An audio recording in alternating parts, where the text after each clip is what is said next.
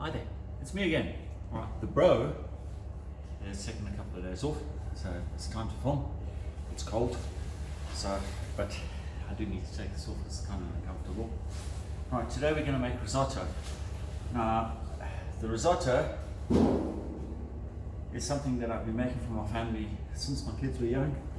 And to be honest, it's my son's, Kieran's, second favorite dish, second to sushi, is risotto. And it's nice and cold, and it's the perfect winter dish because it's quite heavy and it fills its space, so that's what you need. So let me go through ingredients. Okay. Onions, 4.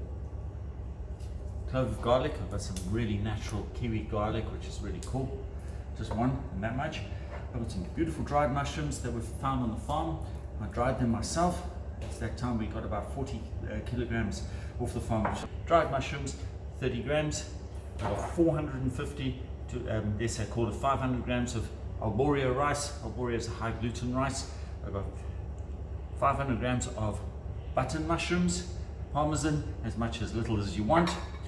Today we're making a vegan version of it, so we got vegan cream, which is a soy-based cream, 100 grams of butter, 100 mils of oil, and 1.5 milliliters of water, which I'm going to change into stock. Okay. As we always do, we prep up. 5 to 10 minutes to prep up. Get all your stuff going. You use as much mushrooms as you want, as little as onions as you want, all of those things. Once again, this is your recipe. I'm just showing you how I do it in my way. All right. First thing I want to do is I want to get my stock going. Now, you can use whatever stock if you want to make your own stock. I'm using my dry mushrooms and I'm going to make a mushroom stock. Using my dry mushrooms, it's going to rehydrate and I'm going to boil it up. Risotto, just remember, all it is a self-sourcing rice dish. Whatever you put in it is what's going to make it special. Stay away from the Eurocentric bullshit of this is what has to happen and these are the things that need to go into it to make it a great dish. It is a simple peasant dish and it's complete on its own. Take away the fantasy, take away the polished restaurant pictures that's taken them 5 hours to actually create the look of the thing. Basically, stick with the basics, put as much or as little of any ingredient as you like, and follow the basic procedure as you go along. Just boiling that in there. Then I'm gonna take the pot, oil in there, onions. Now I'm going to sweat the onions. I'm going to make sure that they get cooked up. I don't brown the onions when I'm doing risotto. Now if you've got loads and loads of patience, of which I don't have any, you can put it on very low heat. I don't have any patience, so I put it on a high heat. But if you do put it on a high heat, what inevitably happens is the side of the pot gets too hot and everything gets black. And that's what you want to try and avoid. So I've got a sweating off here until the onions are clear. Then we say they're sweated. Then I'm going to add my garlic, I'm going to add my rice, etc., etc. Okay, to me, it's almost ready to add the onions, or it is ready to add the onions. I add the onions. Garlic in it. Add the rice. What you want to do is you want to fry the rice up. You will notice I use a lot more filling because to me flavor, the rice is just there to hold the flavor together. And I learned this from an Italian who, risotto was a once a week thing and it was normally done on vegetarian days, and they would have a vegetarian day and they'd have to eat mushroom risotto. So more mushrooms, less rice. The rice was just there to hold it together.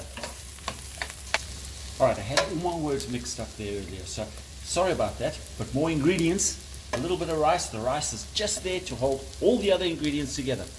You'll notice that the rice starts to stick on the bottom and the rice starts to get white. You want that. It must stick on the bottom. Okay, so let it stick a little bit more. And then we're going to add the mushrooms, then the wine. You see it's starting to stick nicely on the bottom there. You see the rice is starting to glue itself to the bottom of the pan. I'm going to add my mushrooms. I want them to sweat in. And then I'm going to add my wine. Pan. You'll notice it's starting to stick on the bottom of the pan, possibly start coloring. So you leave that. and then you add a glug or two of wine.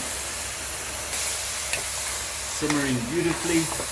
What you do is you just cool the bottom of the pan. Just cool it up, make sure that nothing is sticking. And then I want you to shift over here. These were my dry mushrooms with my water. And I'm going to add all of this at the same time to the rice and onion mix. So you see it just continues boiling. And now you do need to have a little bit of patience, of which I don't have much. And drop the temperature slightly and let this simmer down. And let the rice start opening up and start thickening. So it's been boiling for about 5 minutes.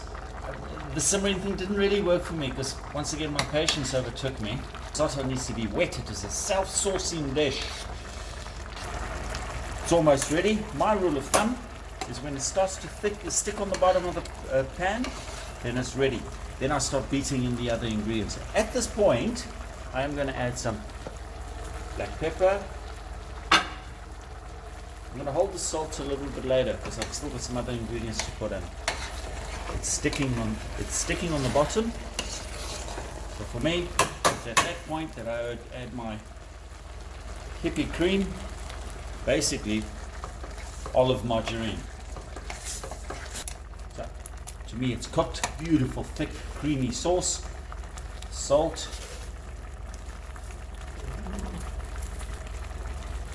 pepper,